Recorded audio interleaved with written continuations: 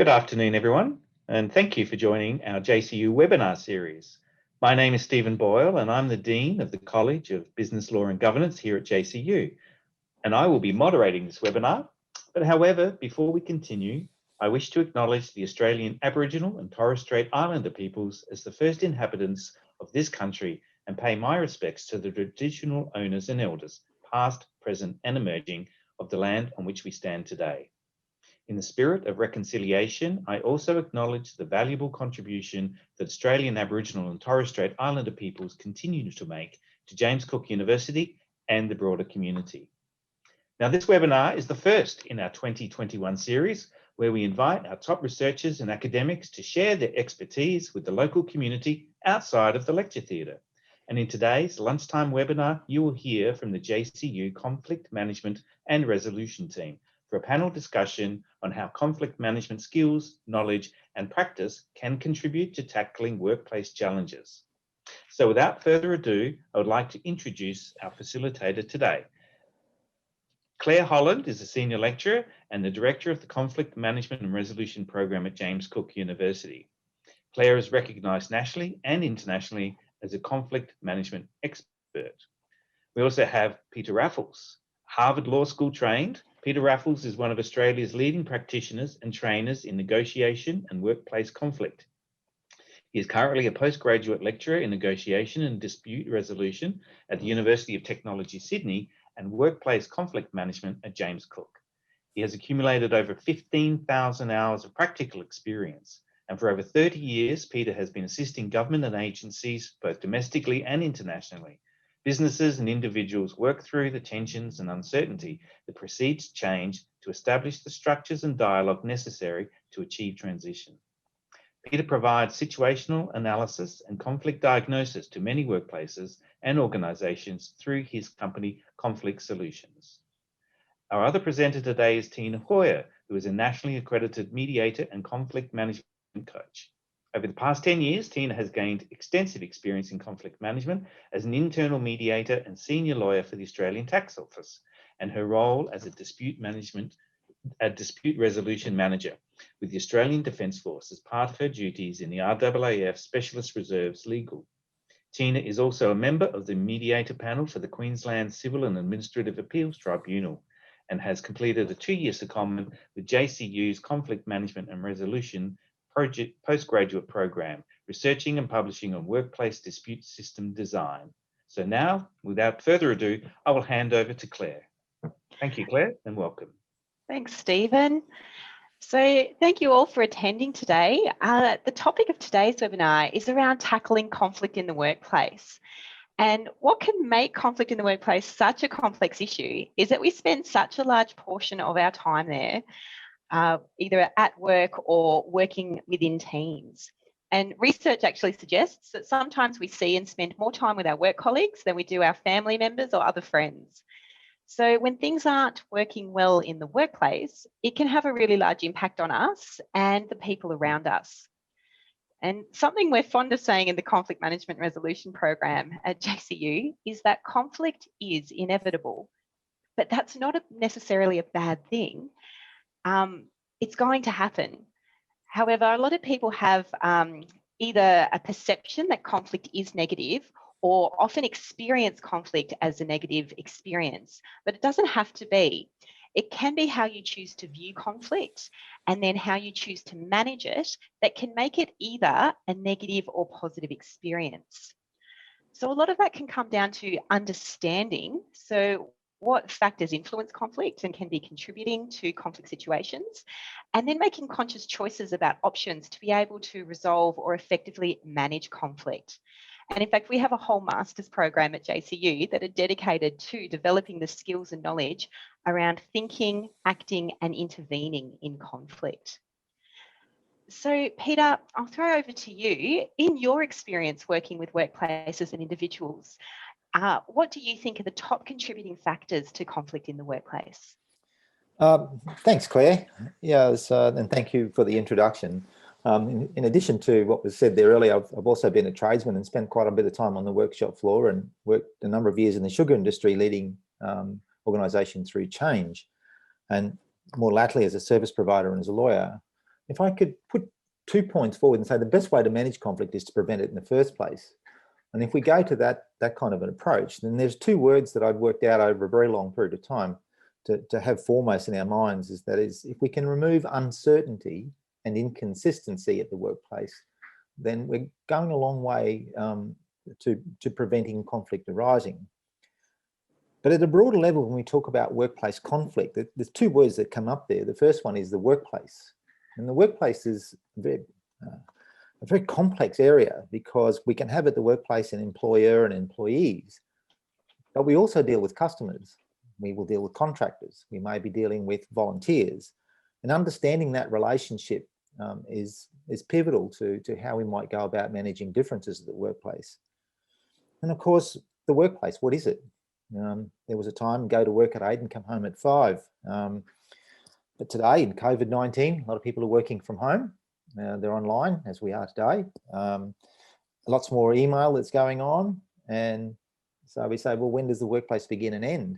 If I send an email from home and I'm working from home, and where does the workplace? What about if I do it on my computer after hours on a social media platform, on my own computer at home in my own time? Am I be regarded as at work? If I start to mention the workplace name, the tribunal decisions are saying, yes, you may still be at work.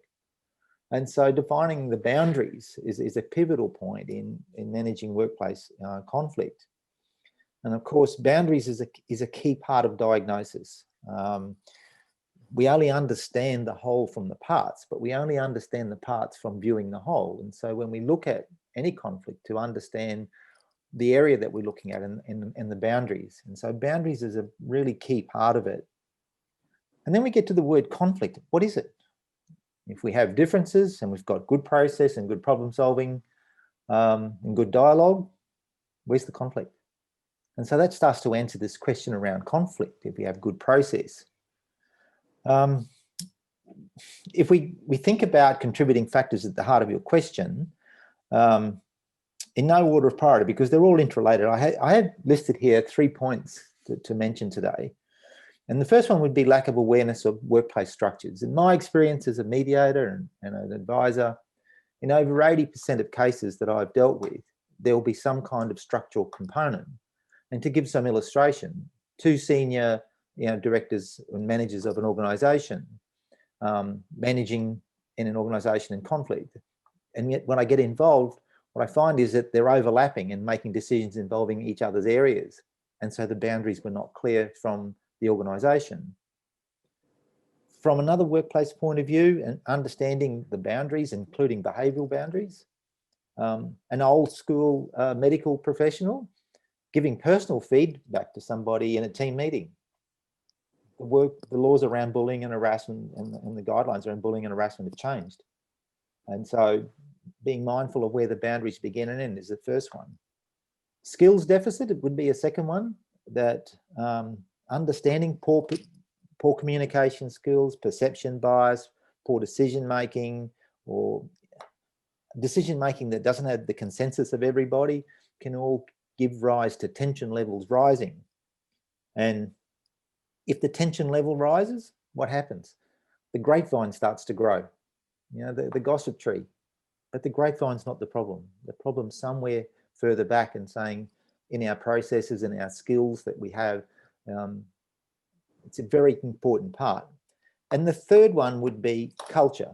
And by there I'm referring to organisational culture and to our own culture. And from that point of view, I would say, can you change culture without talking about it? Who are we and where are we? People who raise issues can sometimes be the lightning rods of blame. But if we get a better sense of who are we and where are we can manage it better. So there's a bit of a snapshot of my thoughts on workplace conflict. Fantastic. Oh, thanks, Peter. No, there's some really key points. And now, Tina, from your experience, what would you say are some of the top contributing factors to workplace conflict? Thanks, Claire, and thanks, Peter, also. My view on this is not too dissimilar to what Peter has raised. From my experience, predominantly from my experience as a a mediator and workplace dispute investigator, so to speak, with the Australian Defence Force.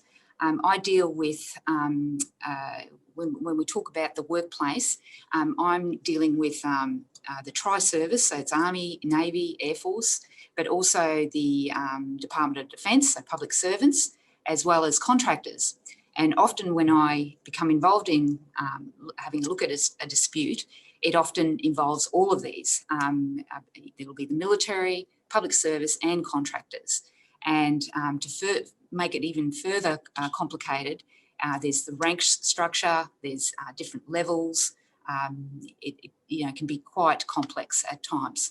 Now, something that I've identified from conducting mediations in these types of disputes is, I've got three. There's usually many issues. However, I can narrow down the three top in my view, and they often overlap, keeping that in mind. The first one is communication. So there's either been a lack of communication, poor communication, the style of communication, miscommunication. I can honestly say that is probably the number one top main issue of just about every dispute, workplace dispute, that I have come across. The second one, role clarification. Now, or when I talk about role clarification, it could also be the expectations a person within a particular role has of that particular role. So this also comes up time and time again, and it probably ties in with communication. So often parties either misunderstand or they simply do not know what their roles are or what is expected of them in that particular role. And that, of course, can lead to conflict. Now, an example, recently I had a mediation where I was, it was just between two APS, so two public servants. They were both at the same level. And one of the officers was about to take on a new project and was wanting to hand over all of his duties to this other officer. Now, she was resisting and causing all sorts of issues, and of course that was leading to frustration and a perception that she was being lazy or simply just unwilling to be a team player, and causing all sorts of issues. But as it turns out, it was simply that it wasn't that she didn't want to take on those extra duties. It was that she had an issue with that particular officer trying to hand it over to her.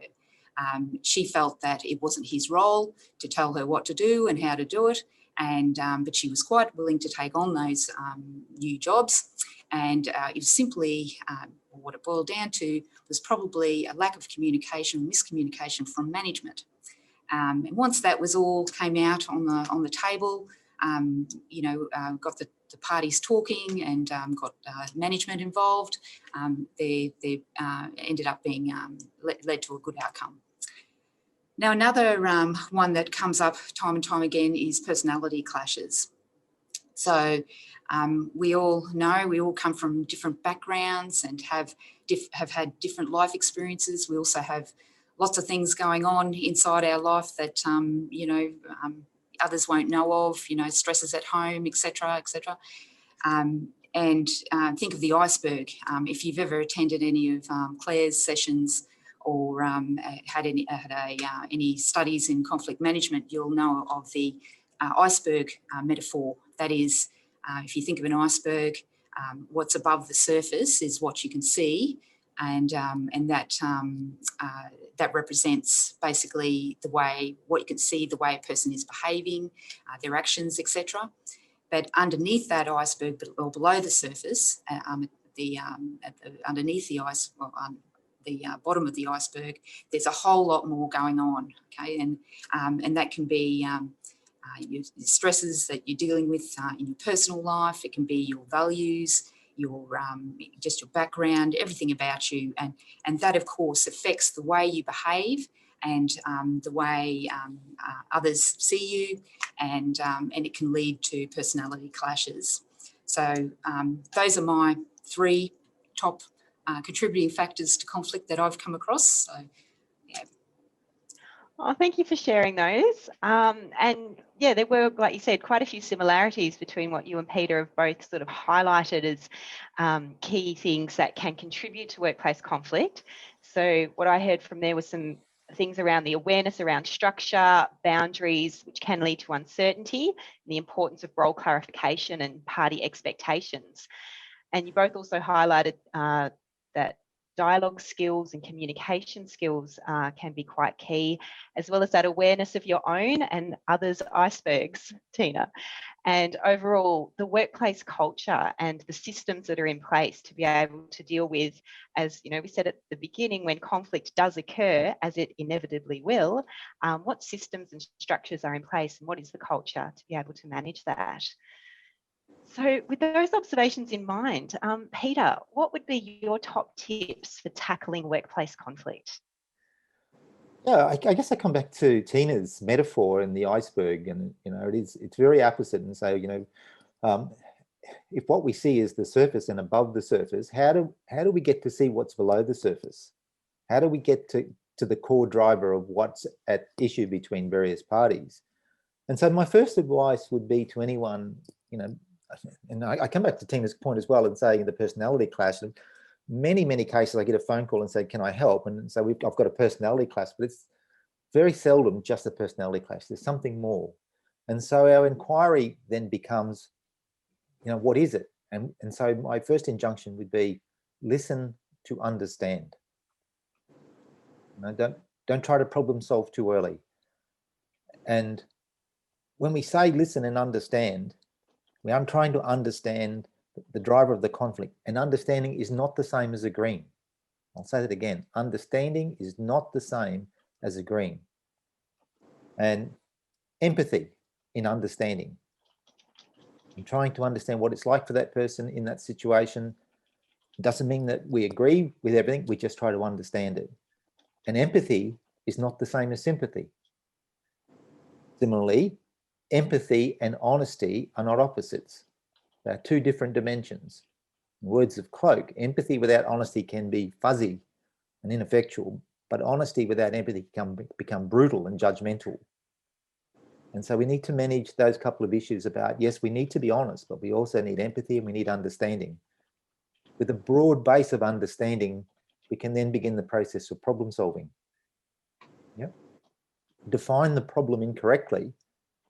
For example, someone's come to work and carrying, I'll give an example of where I was a manager, where one employee insulted another.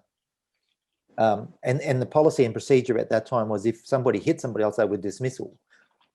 Instead, I just went and asked some questions. Tell me about what's going on for the guy. And he'd split up with his partner. His dog had got run over.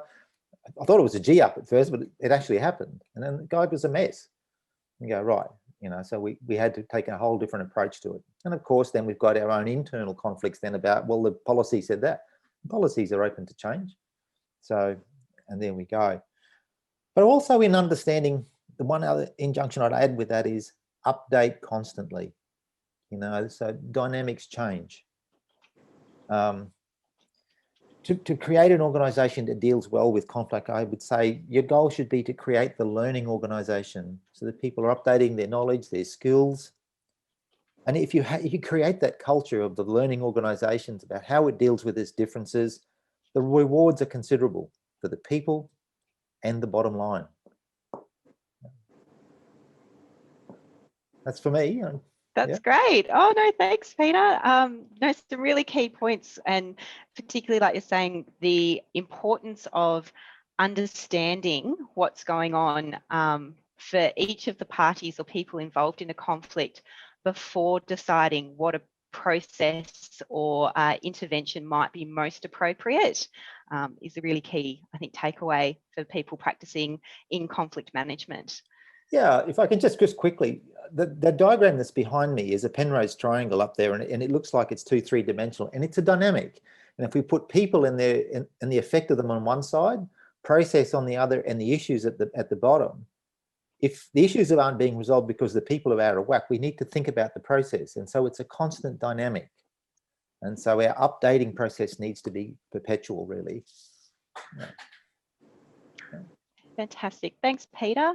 And Tina, from your experience, what would be your top tips for tackling conflict in the workplace? Okay. I absolutely agree with what Peter has raised, and you also, Claire.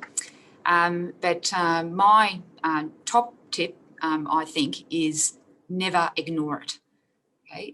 That sounds quite simple, but I have observed time and time again, too many times, I think, where something has started off as something quite minor, and because it's been ignored, it has just blown out of all proportion. And what I've observed is you could have two parties, something quite minor initially, and it builds up, and it not only affects those two parties involved, but it also affects all those around them. And as a result, it has huge costs to both the parties personally and outside of that, but also to the organisation. When you think about the poor morale, the absenteeism, the presenteeism, as you may have heard of, all of those factors, litigation costs, compensation claims, all of those things, it costs organisations an absolute fortune. So that would be my number one tip, and it's not to ignore it. Try and do something about it. So secondly, communicate. Keep calm, listen, as Peter said, listen to understand, ask questions, put yourself into their shoes, and I suppose that comes down to empathy, and and that's where emotional intelligence comes into it. Think of the iceberg metaphor. Know that you may observe some behaviour, and people doing certain things, behaving in a certain way, but underneath all that, there's something going on, and to be aware of that. And we also have our own icebergs, I suppose. So that's part. I think that's what emotional intelligence, or that's the way I would describe emotional intelligence. It's about being aware of your iceberg, but also being aware that other people have their own iceberg, their own issues and whatnot. Now, the next one, I think, is to try and identify the real source of the conflict. And I think Peter has also gone into this. Now, this can be done by conducting an analysis. So once you have asked those questions and investigated, try to understand what's going on, conduct an analysis, and it could be due to the real cause of the conflict, could be due to structural issues, and I think Peter has also raised that. So it could be a lack of resources or something like that. It could be a clash of values between the parties involved. It could be a data conflict, so a lack of information or conflicting views about some information. It could also be simply relationships, personality clashes, miscommunication again. Or it could be an interest conflict, so perceived or actual competition between the parties. So once you have identified what you believe the true source is, then that is when you can possibly do something about it.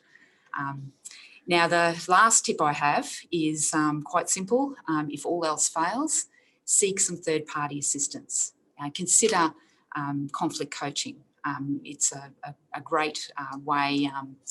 It's something you can do personally, or you can offer to parties, but also there's mediation. So a third-party mediator coming in to conduct a mediation with a view to resolving the dispute between the parties.